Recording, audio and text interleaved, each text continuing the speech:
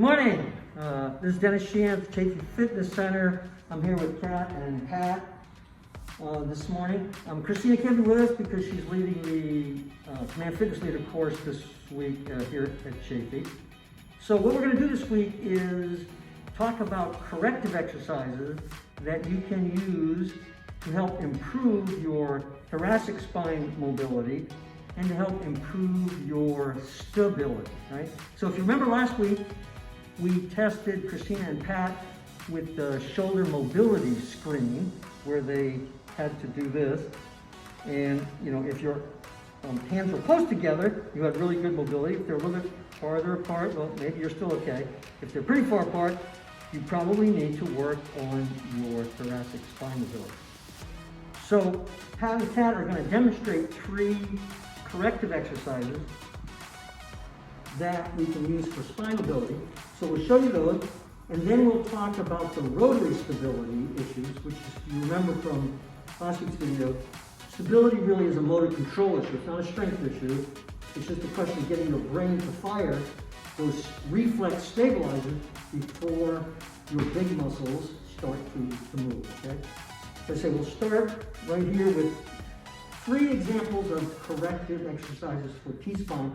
You're trying to improve your T-spine mobility, right? So the idea is, if you remember, we want to make sure we've got sufficient flexion and extension in our T-spine and then rotation in our T-spine. So the thoracic spine moves in all 3 planes, all right? So Kat is going to demonstrate one exercise, and this will look a little bit like the NOS 90-90 stretch, okay? Little modification here. So you'll notice she's got her one upper leg resting on a foam roller, right, just to give it some elevation. This down leg is straight and lined up with her body, right? So she's stacked up on her hips and her shoulders. And what she's going to do is take this arm and grab that behind that knee, right, and pull it up.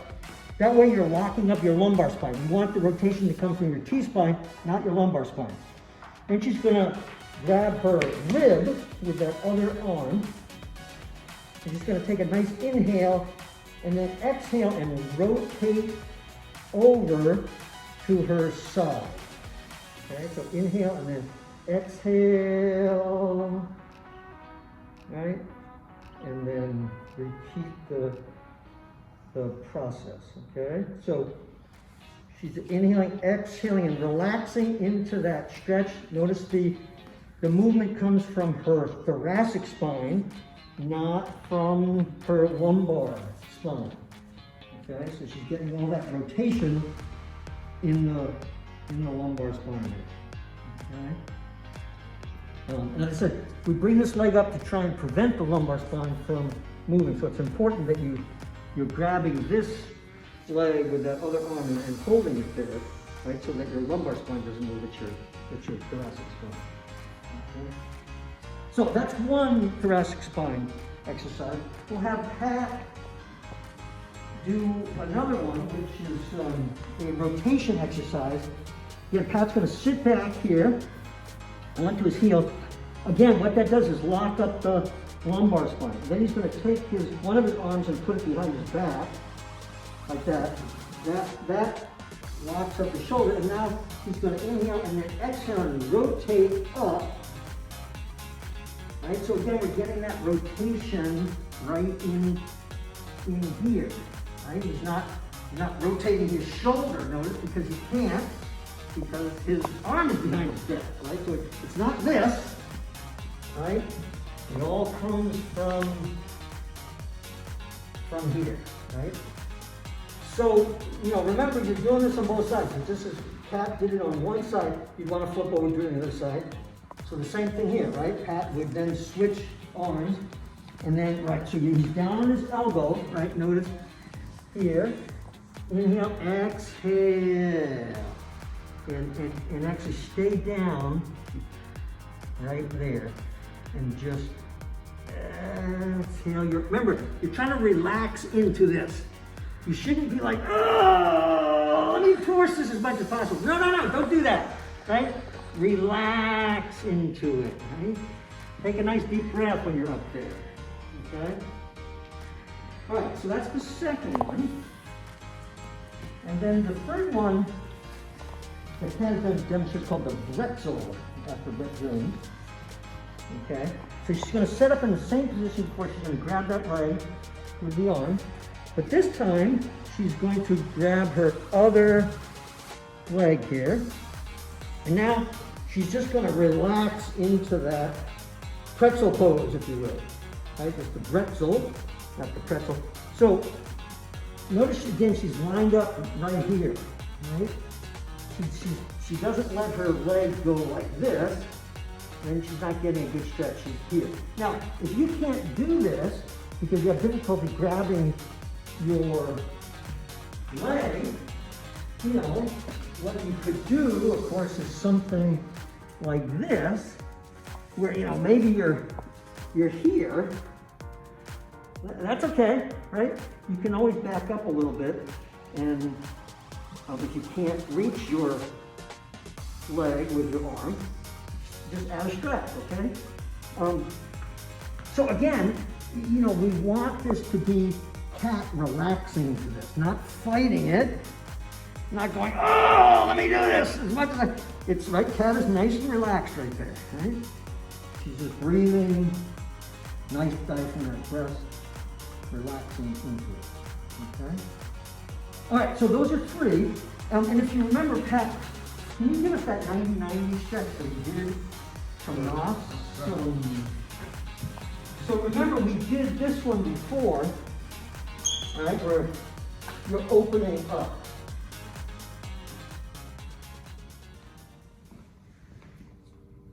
Okay, so remember, you know, Pat is keeping his knees on the ground and his knees together. So you can see that's quite similar to the one that Kat was demonstrating, right? And you know, you can always use some kind of support for your head, right? If it's more comfortable, right, to help keep your spine along, your cervical spine up here, you know, use a block, okay? Or some foam pad or pillow, something like that, to keep your head in the right position, okay? All right. So those are a couple of corrective exercises to help you improve your thoracic spine mobility, right? Now, if you remember, the other thing we did last week was this rotary stability test where we were trying to get you to shift your weight and hey, see, so, okay? So, as we talked about last week, the idea there is not muscles, right? Pat has plenty of muscles, he's incredibly strong. What needs to happen is the timing issue, right? So it's a motor control issue, so that the brain's got to tell these reflex stabilizers to fire first, right? If they're a reflex stabilizer, you don't have control over it. Your brain has to react as soon as you're unstable, right? As soon as your brain has to tell your reflex stabilizers to fire. So we're going to talk about a couple of corrective exercises that you can do, all right?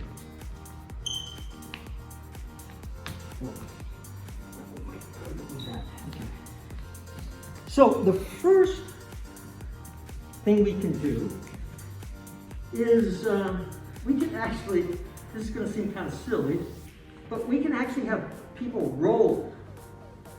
I mean, think about the developmental sequence for babies, right? They roll, they crawl, they get into kneel. We're going to replicate that developmental sequence with our corrective exercises, right? Because we're trying to get our brain to understand what it needs to do in order for us to be stable. So, are you going to do the upper body? Mm-hmm. So Kat's going to do an upper body roll, and she's already termed it the flop, and I think you'll see why it's called the flop. So she should bring her arm all the way up here, okay? This arm, she's just going to bring it over. She's not going to use her lower body. she's going to try and get her upper body only to initiate and follow through with the roll. So she's going to bring that arm up and over. She's got to lift her head over her arm, of course. But notice, right, she's going to, yeah. So do you see how, as she turns, she's flopping there. And now, she's going to try and reverse that, bring this arm up and over. Her head's going to follow her arm right over. She's going to try and not use her lower body at all. Okay? So, you know, what you're trying to do there is just to get this part to disconnect from this part, right? That's a motor control issue. Pat's going to do the lower body version of this. Yeah, so actually, it's easiest if you start, I think, here, okay? So your arms are going to come above, yeah, and that one too, actually. So in this one, Pat's going to try and take his leg and just move it this way and try to bring his whole leg. He's going to try and go like this without involving his upper body. He's not allowed to push with his arms at all, right? So he's just going to try and roll. Let me get this out of the way. Onto all this stuff, okay? So yes, you just move your, just move your leg. And now to reverse, he's going to pick this foot up and try to push it all the way. Yeah. Okay? Good. So do you see how he's just using his lower body? He's not allowed to, you know, push off with his arms or anything. So that it's all his lower body doing things, right? So upper body, lower body, you got to roll one way and then roll back, right? You're trying to make it symmetric. Okay. So babies go from rolling to crawling.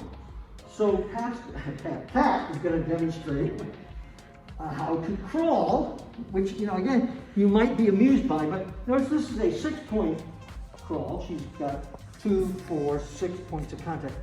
So she's just going to take a few, you know, crawls forward and then backwards.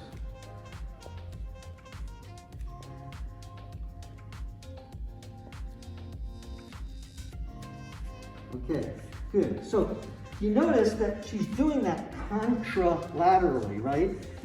Her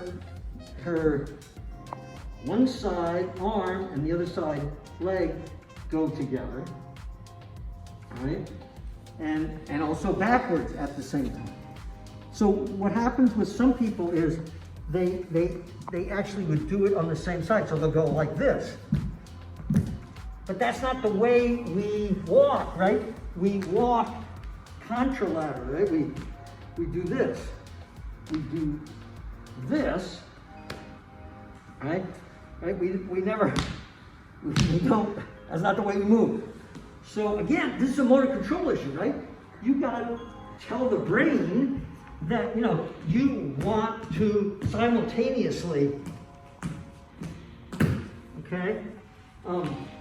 Right? And you know, don't be surprised if this takes a little bit of thought to, you are getting your brain to do it exactly as Kat's doing it, right?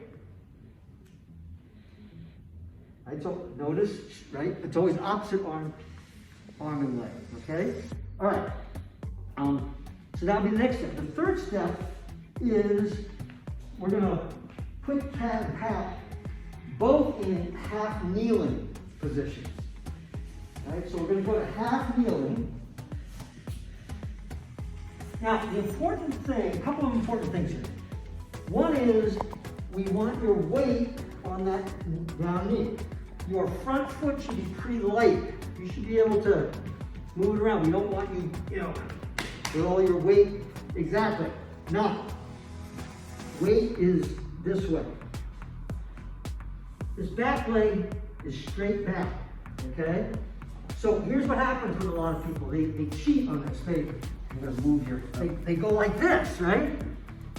So you can see the idea here is we are trying to narrow your base of support, right? So if Pat does this, that stabilizes him. If I say, oh no, Pat, I want you right there, now it's lined up exactly, right, for both of them. Okay? So their torso is upright, right? The weight is going right down through their knee. Front foot is light. Good. They're going to take their hands, and there's a variety of ways to do it, and they're just now going to perturb their balance a little bit. They're going to twist. Okay? And when you do that, you're probably going to feel a little bit unsteady, right? You're going to be wobbling, okay? That's okay. You want your brain to figure out how to stabilize yourself, right?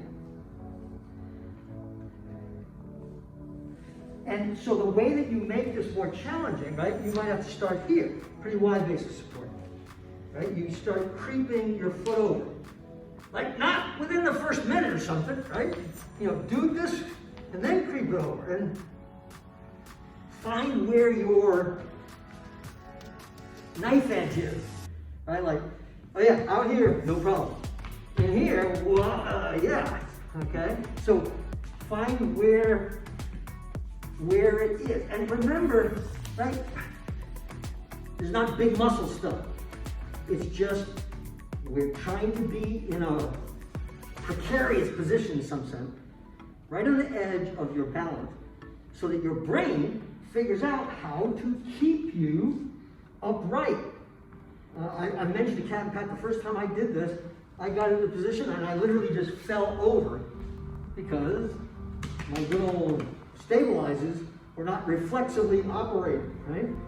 So you might do this a few times. And then the progression from here is going to be maybe to add weight or to add resistance movements, for instance, something we will talk about probably in the next week or so, all right? Think we're good? I have a question, Dennis. Oh, Kat has a question. I have a question. How often should they be doing these exercises? Oh, that is a really good question. So, you know, if you have trouble with, you know, the shoulder mobility screen, your T-spine, and rotor stability, Kat's question's a good one. If you can, you ought to try to do the corrective exercises every single day, all right? So that, you know, you are teaching your brain how to do things, or you're getting that mobility.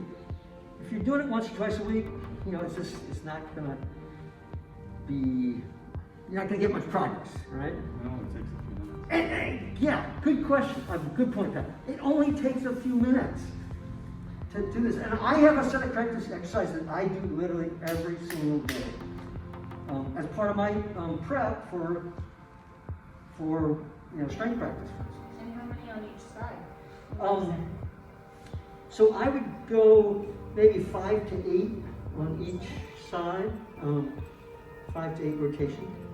And you know, you might, for instance, you might have a little superset of these. Okay, I did a couple crawls, you know, forwards and backwards, 6 or 8 forwards and backwards, and then I got on half kneeling and I did 5 to 8, and then I repeated the crawl, and then I repeated. So you might do 2 sets, for instance, of something like that. Okay? 2 sets, 5 to 8 every day. I think I can do that. All right, excellent, cool.